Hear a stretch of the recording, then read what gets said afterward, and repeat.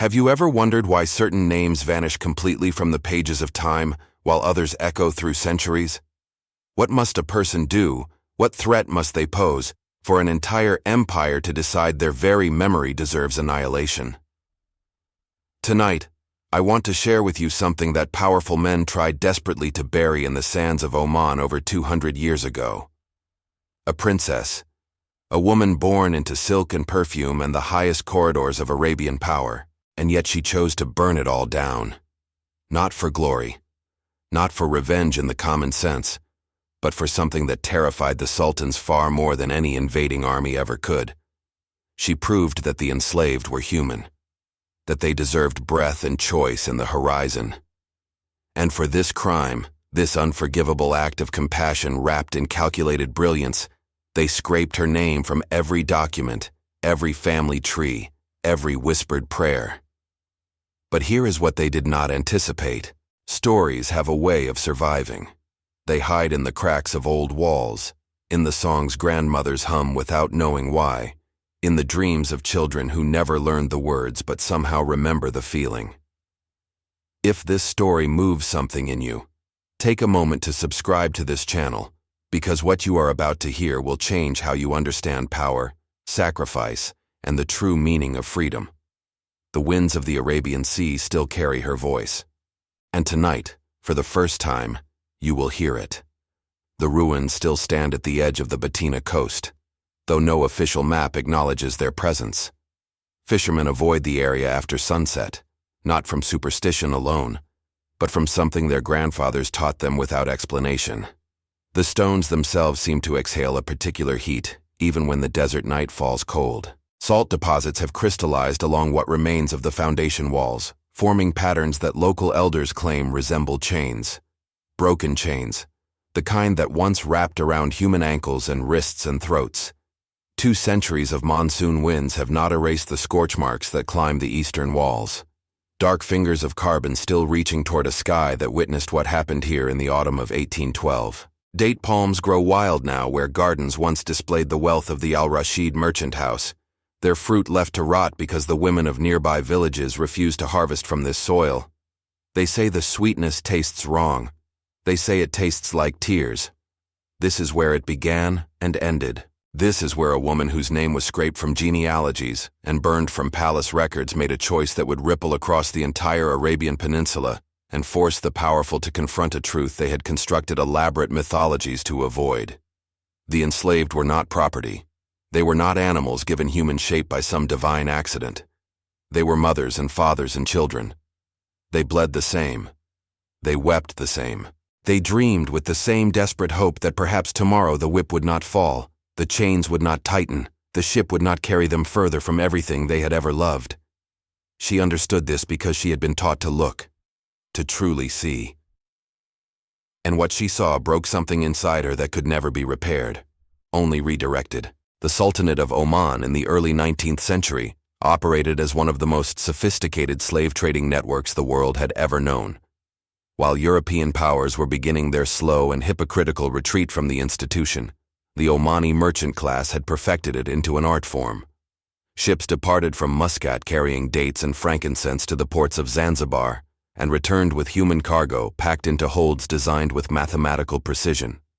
100 souls to a vessel of 40 feet. The mathematics of suffering calculated to maximize profit, while maintaining enough survivors to justify the voyage. The journey across the Arabian Sea took between 15 and 22 days depending on the monsoon winds. Those who died were dropped into waters so blue they seemed to mock the darkness of what occurred above them. Those who survived arrived at the coastal estates and interior plantations, where Omani wealth was extracted from date palm groves that stretched toward horizons shimmering with heat. The Al-Rashid compound sprawled across nearly 800 acres of irrigated land, 3 hours by camel from the port of Sohar. 412 enslaved Africans worked this land at the time of our story, brought from the Swahili coast and the shores of Madagascar and the interior regions that European maps still labeled with dragons and speculation. The main house rose 3 stories from the desert floor, its mud brick walls thick enough to maintain coolness even in the brutal summer months. Wind towers channeled breezes down into the central courtyard, where a fountain imported from Persia sang constantly, its sound designed specifically to mask any unpleasant noises that might drift from the slave quarters, built deliberately upwind. Within this world of calculated cruelty disguised as civilization, lived a girl who would become something her family never intended, and history would struggle to contain. If you want to follow more cases like this one, stories that shake the foundations of what we think we know about the past, and reveal truths that powerful institutions have tried to hide, subscribe to this channel so you never miss an investigation. Her name, the one that was eventually erased, translates roughly to "she who carries light." An irony that must have tortured her father in his final moments, when he understood too late what he had created. She was born in 1789, the third daughter of Rashid bin Ahmed al-Rashid, one of the wealthiest merchants in the Northern Territories. Her mother died delivering her, a fact her father reminded her of frequently during her childhood, as though her first act on earth had been a theft. She grew under the supervision of a Zanzibari woman named Bahati, who had been purchased specifically to serve as wet nurse and later as companion to the unwanted child. This arrangement, designed as convenience, became the crack through which light entered. Bahati spoke to the child in her native tongue alongside Arabic, teaching her the rhythms and metaphors of a language the masters considered noise. She told stories after the household slept, tales of kingdoms across the sea where her people had built cities and developed systems of astronomy, and traded with merchants from lands so distant their names sounded like magic. She described the village where she had been taken, the smell of cooking fires and the sound of her mother singing while grinding grain. She explained, in terms a child could absorb, how she came to be here, the men who came at night, the ship that smelled of death, the auction where Rashid bin Ahmed pointed at her with a walking stick carved from ivory that had once been part of a living creature on the same continent she was stolen from. The child listened, and unlike others who might have listened and then folded the information away as merely interesting, she held these stories in a part of her mind that was already developing a different kind of architecture. She was learning to see the estate with double vision. What her father's world called order, she began to recognize as orchestrated horror. What they called prosperity, she understood as theft on a scale so massive it required entire philosophies to justify. By age 10, she had taught herself to read and write in 4 languages by bribing tutors with her only currency, silence about what she observed in the household. By 12, she understood the accounting systems her father used and discovered significant discrepancies that revealed extensive smuggling operations beyond even the legal slave trade. By 14, she had mapped every structure on the estate, memorized the routines of every overseer, and documented in a hidden journal the names of every enslaved person who worked her family's land, their original villages when known, their skills, their connections, their children. She did not know yet what she would do with this information, but something in her understood that knowledge, carefully gathered and secretly maintained, was its own form of power. Leave a comment saying, "Never give up on the truth if you believe that justice must reach all those who have been oppressed." The estate operated according to rhythms that had been refined over generations to extract maximum labor while maintaining the appearance of benevolence that Omani slave owners prided themselves on. Unlike the brutal plantation systems developing in the Americas, the Arabian model emphasized a kind of paternalistic relationship that made its cruelty harder to identify and therefore harder to resist. The enslaved were considered part of the household, given food and shelter and even limited medical attention when their productivity was threatened. They were allowed to marry, though their children became property automatically. They were sometimes freed in the wills of their masters, a gesture of religious piety that erased none of the original sin. But the velvet language obscured iron realities. The date harvest required 18-hour days and temperatures that killed those unaccustomed to desert extremes. Water was rationed according to productivity. The compound's infirmary, run by a Yemeni physician whose opium addiction made him pliable, existed primarily to return laborers to the fields as quickly as possible, rather than to heal them. Children began working at age 6, initially in domestic capacities but transferred to field labor by 10. Women faced expectations beyond agricultural work, expectations that the household politely declined to acknowledge, but that every female of the estate understood from earliest consciousness. The overseer system created deliberate hierarchies within the enslaved population. Men brought from the interior of Africa, who had demonstrated fighting ability, were trained as guards and given slightly better food, slightly less cramped quarters, the theoretical promise of eventual freedom. They enforced discipline on their former countrymen. They administered punishments that the al-Rashid family could then claim innocence of. They became, through careful manipulation, collaborators in their own oppression, and the oppression of those they should have protected. She watched all of this.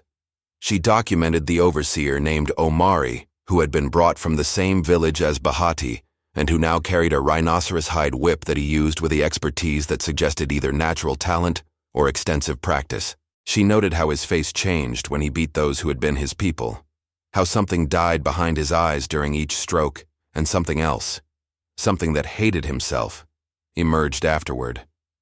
She understood that he was as much a victim as a perpetrator, that the system had been designed to make such monsters because monsters with familiar faces were more effective than foreign cruelty.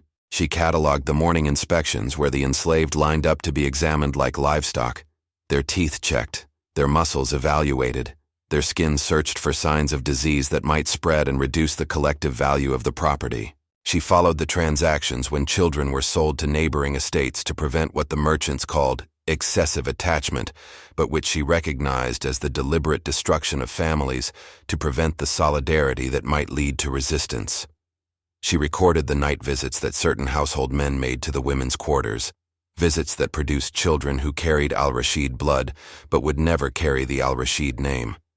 She watched her own half-siblings unacknowledged work the same fields that their biological father owned, and she saw how the women looked at the main house with expressions that combined hatred and something worse than hatred, a kind of exhausted recognition that justice was a concept invented by the powerful to comfort themselves. All of this fed into something growing inside her. Not rage exactly. Rage burns hot and quick and leaves nothing but ash. This was colder, more patient, something that understood that meaningful change required not just passion, but precision. The event that transformed observation into intention came in her 16th year. Bahati had a son. His name was Talib, born from a union with one of the field workers that the household had permitted because children increased the estate's wealth.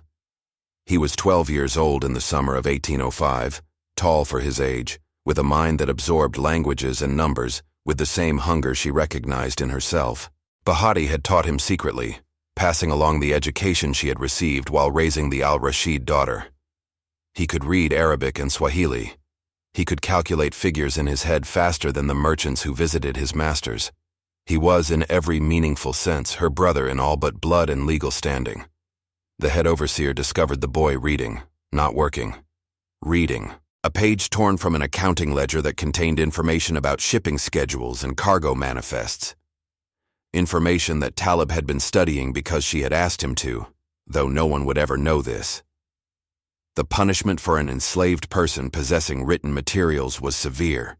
The punishment for an enslaved person possessing documents related to household business was exemplary. They beat him in the central courtyard, while the entire estate watched. 47 strokes with a switch made from tamarind wood, a number chosen because it would scar permanently but not kill. He was 12 years old.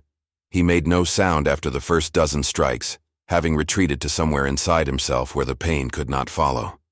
She stood beside her father, forced to witness as a lesson about the proper maintenance of order. She did not look away. She did not weep.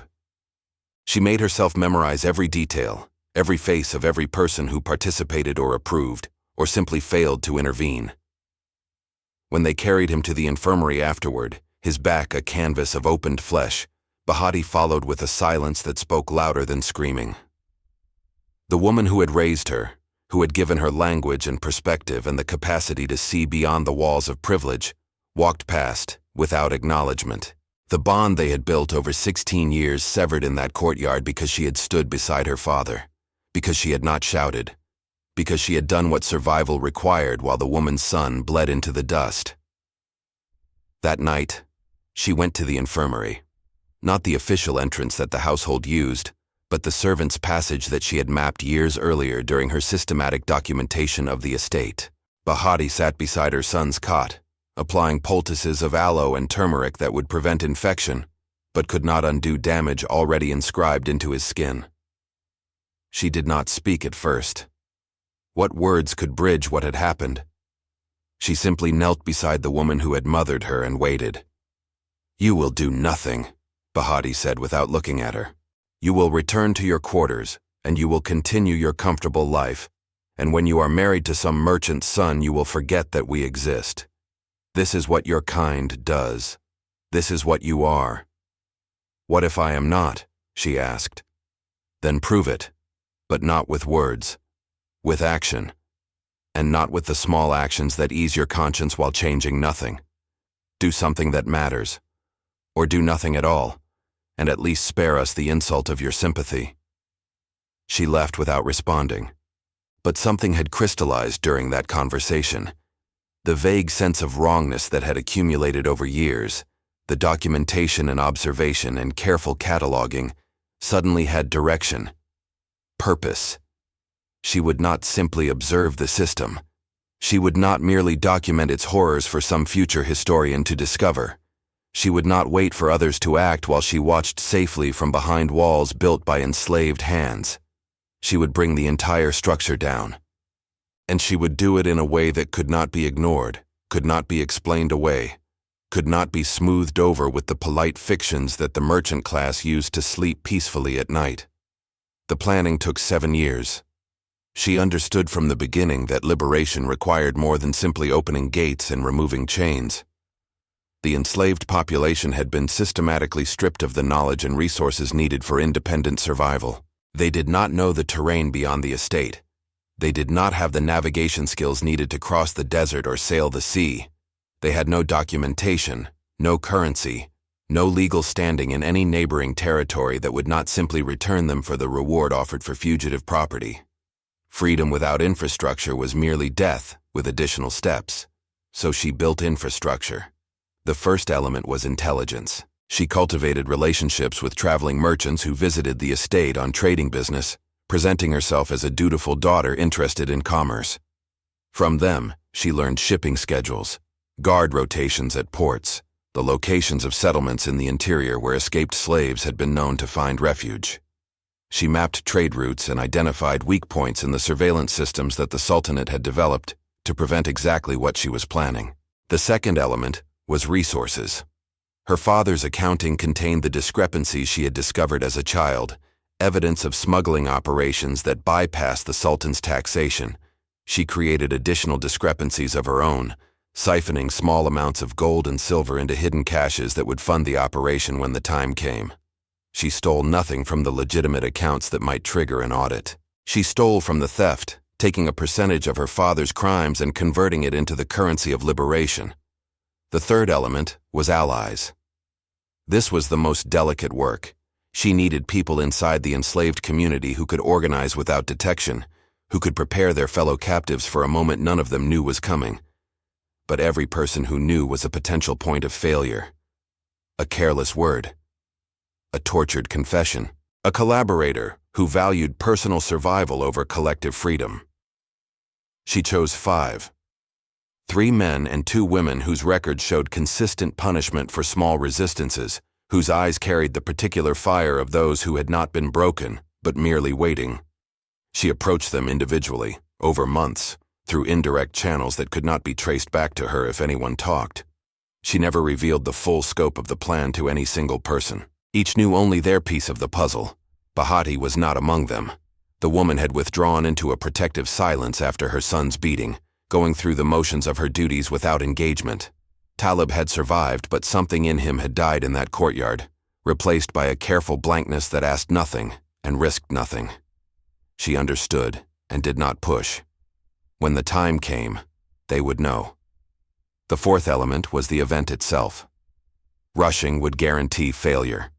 She needed a moment when the estate's defenses would be naturally weakened, when attention would be directed elsewhere, when chaos could be manufactured and exploited before organized response became possible. The wedding of her eldest sister in the spring of 1812 provided that moment.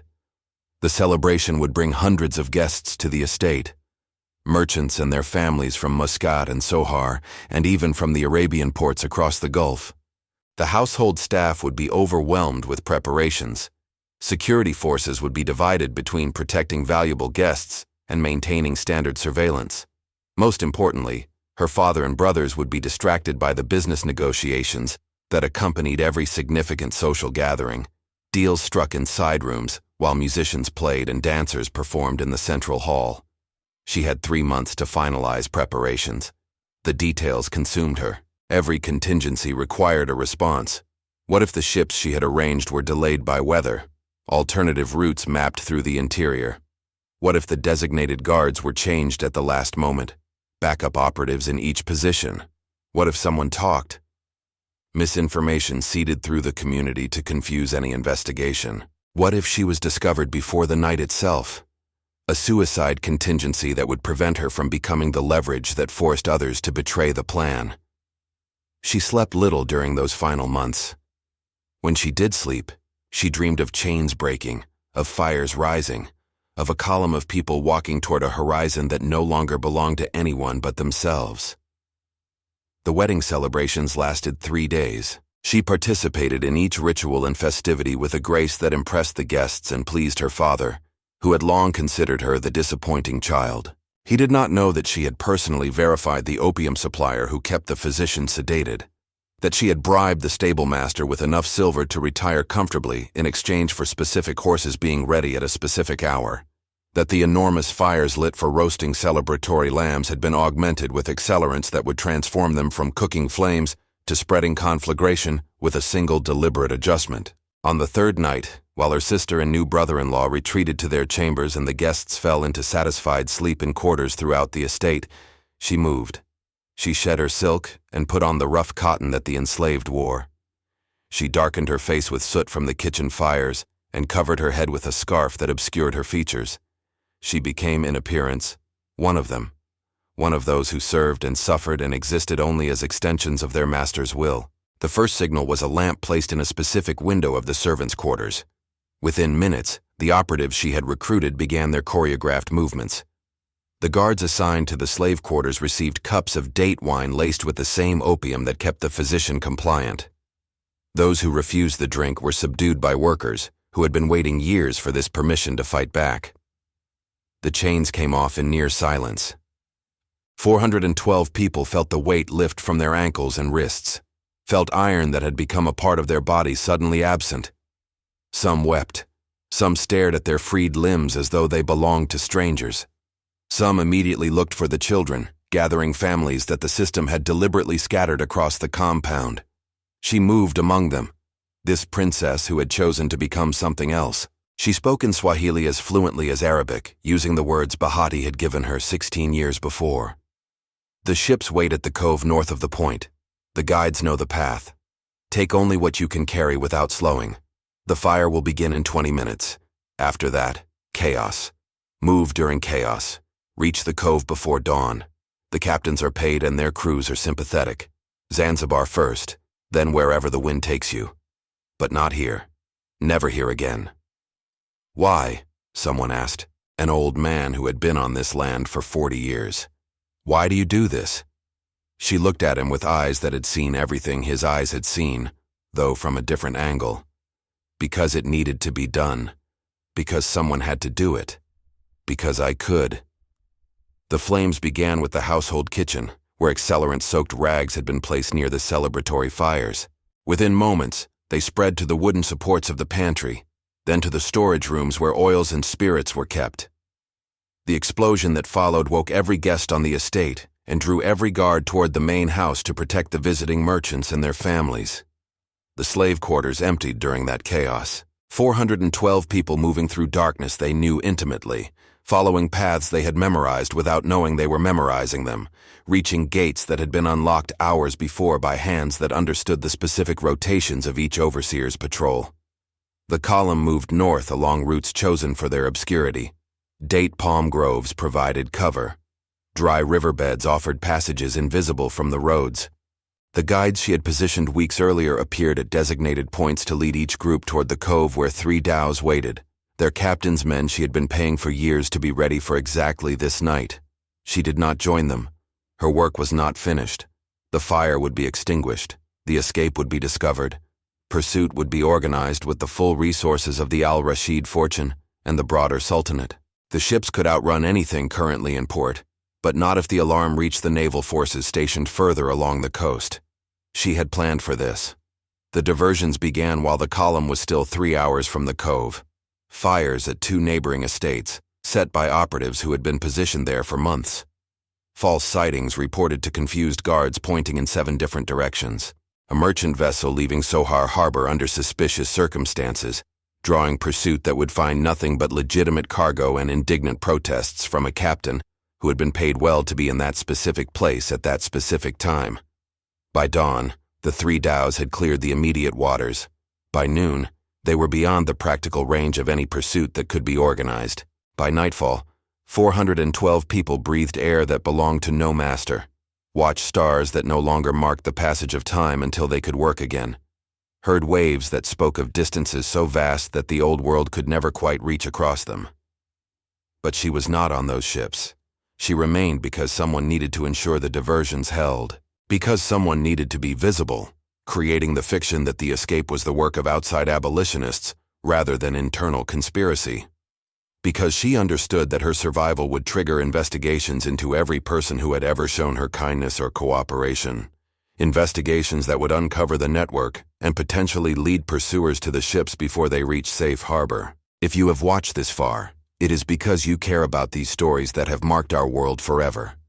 Leave a comment saying, "I watched until here, so that I can know you, so that I can understand who truly cares about the search for historical truth." The Al Rashid family did not understand what had happened until nearly mid-morning on the day after the wedding. The chaos of the fire, the dozens of injured guests requiring attention, the damage to property that required immediate assessment, all of this consumed the household, while their most valuable property simply walked away. When the realization came, when the empty quarters were discovered and the missing chains found broken in piles near the compound gates, her father's rage exceeded anything the estate had ever witnessed. His face became something inhuman, contorted by a fury that bypassed language and emerged as pure animal sound. He called for the overseers and found them drugged into stupor. He summoned the household guard and found them scattered and confused, many nursing injuries from fights they could not quite remember losing. She appeared at that moment, emerging from the servants' quarters still wearing the rough cotton she had put on the night before, her face still marked with soot, her hands still stained with the residue of chains she had personally unlocked. She stood before her father and let him see, let him understand. His daughter, his disappointing 3rd daughter, the one born from death, the one raised by servants, the one he had never bothered to truly know because she was merely a girl, merely currency to be exchanged in some future marriage alliance. She had destroyed him, not his life. That would come later. But his power, his reputation, his standing among the merchant class whose respect he had spent decades cultivating. The man who could not control his own household. The man whose own blood had turned against him. The man whose slaves had simply walked away while he celebrated and feasted and never noticed. "Why?" he asked, the same question the old man had asked her the night before, though carrying entirely different weight. She answered in Arabic first, then Swahili, then Portuguese and English for good measure, making him understand the depth of what he had never bothered to discover about her.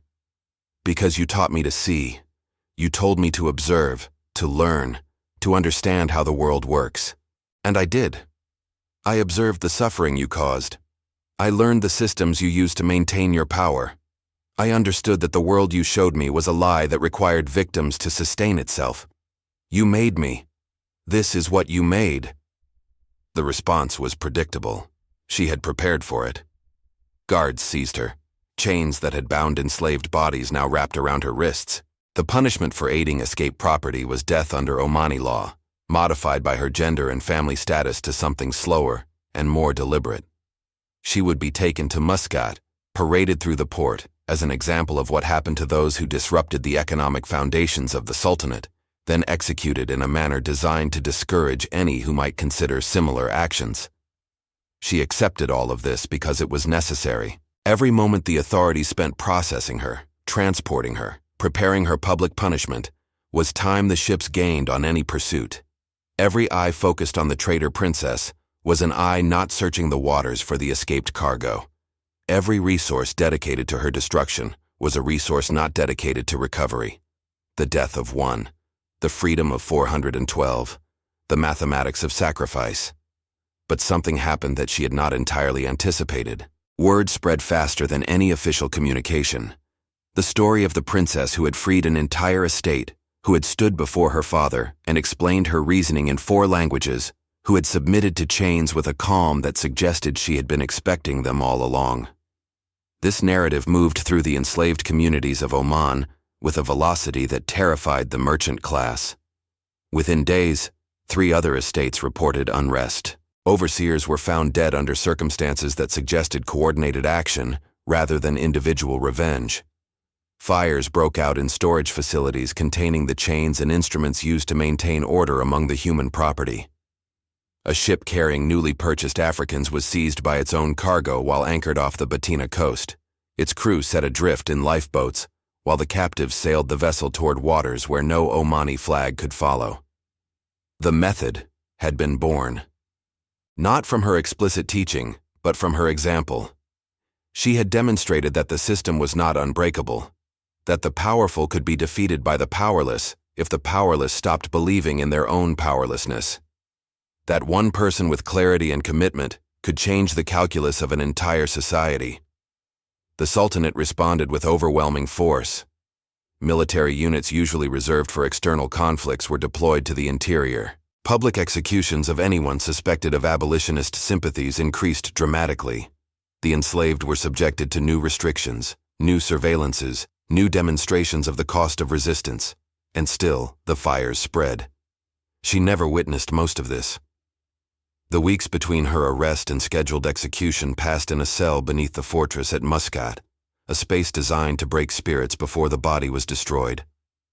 She received no visitors except the guards who brought food she barely touched, and the interrogators who sought information she did not possess, because she had structured the operation precisely to ensure that no single person, including herself, knew enough to compromise the whole.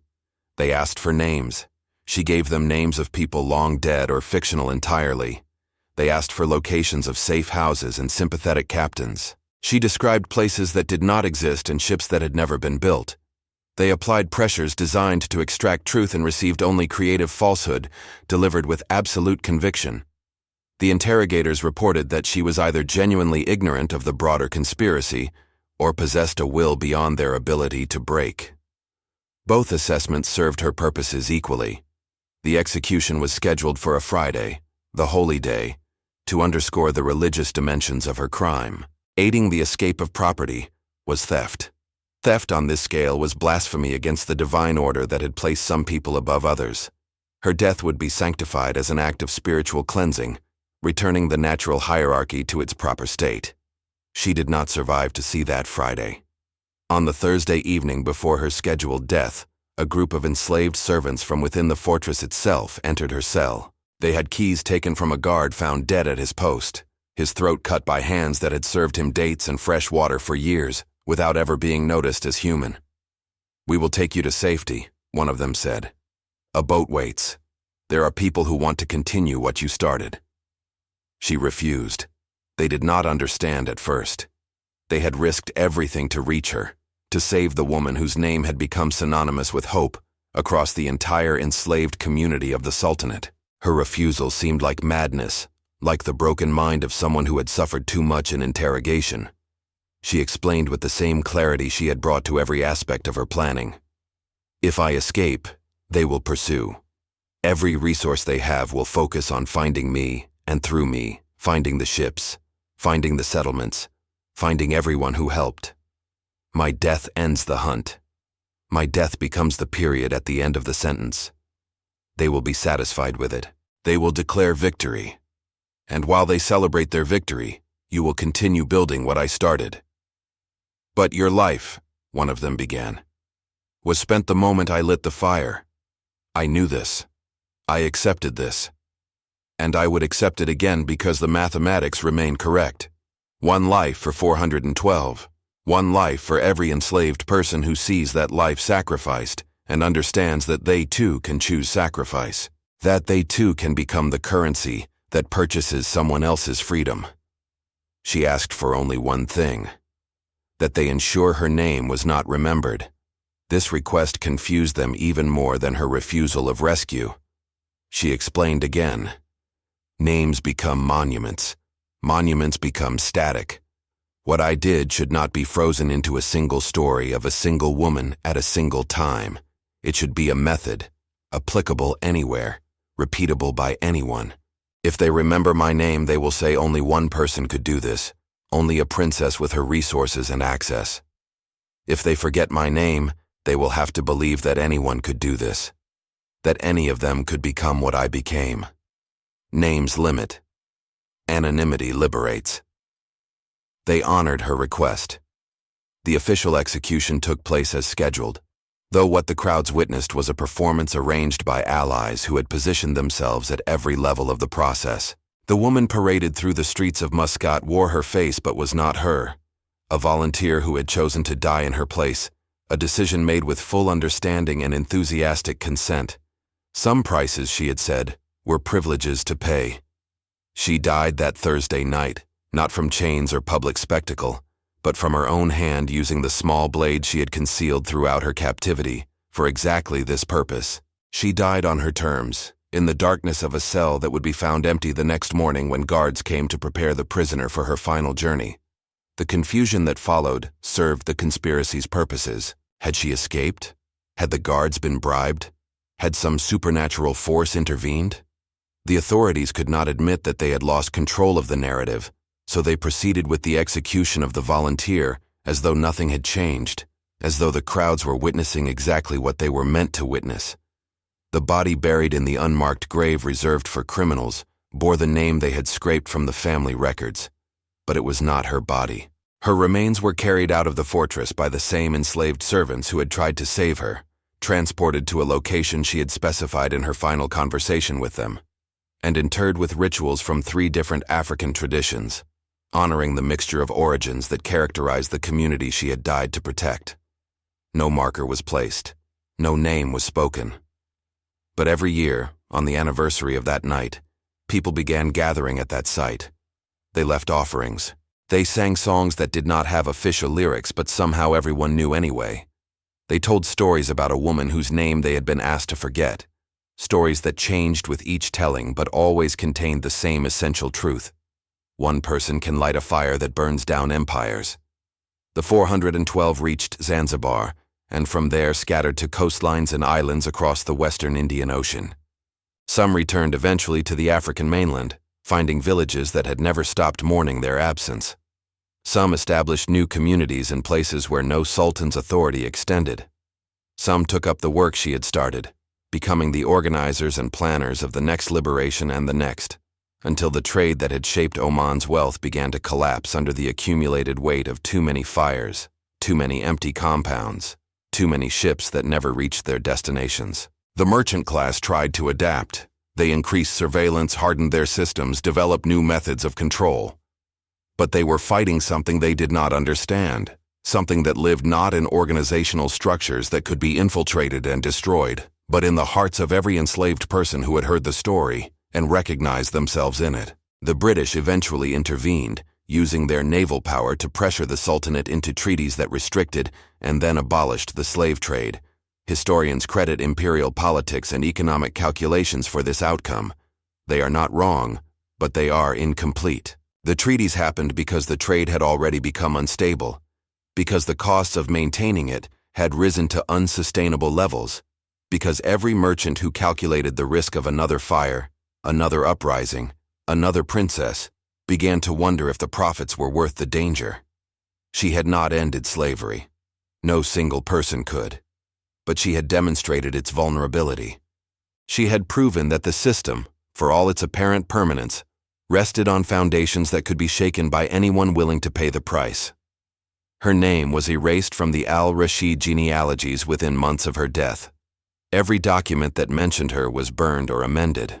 Her room in the family compound was sealed and later demolished during renovations that the family claimed were purely practical. The servants who had known her were sold to distant estates where their memories could not infect the household. Even Bahati and Talib were shipped to the interior, beyond the reach of anyone who might ask questions about the princess they had helped to raise. But stories are harder to kill than people. The oral traditions of the escaped 412 carried her forward in fragmented forms. A woman who could speak languages, a woman who chose chains, a woman who understood that freedom for many requires sacrifice from one. These fragments combined and recombined, attaching themselves to different names in different communities, becoming folk heroines in narratives that scholars would later classify as mythology because no official records confirmed their historical basis. Like this video, if the story of this woman touched your heart, share it so that her memory is never forgotten. Researchers in the 20th century began finding traces. Letters from British naval officers mentioning unusual unrest in Omani territories during the 1810s. Shipping records that showed 3 dhows departing on a night when no departures were scheduled. An interrogation transcript preserved by accident in an archive that should have been destroyed, containing answers so obviously false that they read as mockery of the entire process. These fragments could not be assembled into a complete picture because the complete picture had been deliberately shattered. But they suggested something. Someone. A presence in the historical record, defined precisely by the effort that had been made to erase that presence. The ruins at the Batina coast still stand, though development has begun to encroach from the expanding cities nearby. Soon they will be demolished for a resort or industrial facility, and the last physical evidence of the Al-Rashid compound will disappear beneath concrete and steel. The date palms that women refused to harvest have been cut down, the soil declared finally clean of whatever taint it had carried. But the songs continue. In Zanzibar and Mombasa, and the islands of the Comoros, grandmothers still hum melodies whose origins they cannot explain, melodies that contain within their rhythms a story of fire and chains, and a woman who walked into darkness so that others could reach the light. History tried to erase her. History failed. She lives in every person who looks at an unjust system and asks whether it truly must exist. She lives in every calculation of sacrifice, every weighing of one life against many, every moment when someone decides that some things are worth dying for. She lives in the gap between what the powerful believe and what the powerless know, in the space where revolutions germinate long before they bloom into visible action. Her name was meant to be forgotten. Perhaps that was her greatest gift, because now she is not one woman, but all women. Not one story, but every story. Not one act of resistance, but the template for resistance itself. Somewhere in the ruins that will soon be gone, salt deposits still form patterns that local elders claim resemble chains. Broken chains. The wind off the Arabian Sea still carries something. A sound that might be waves or might be something else. Something that has been waiting 2 centuries to be heard by someone willing to listen. Tonight, you heard it. And now you must decide what you will do with what you have heard.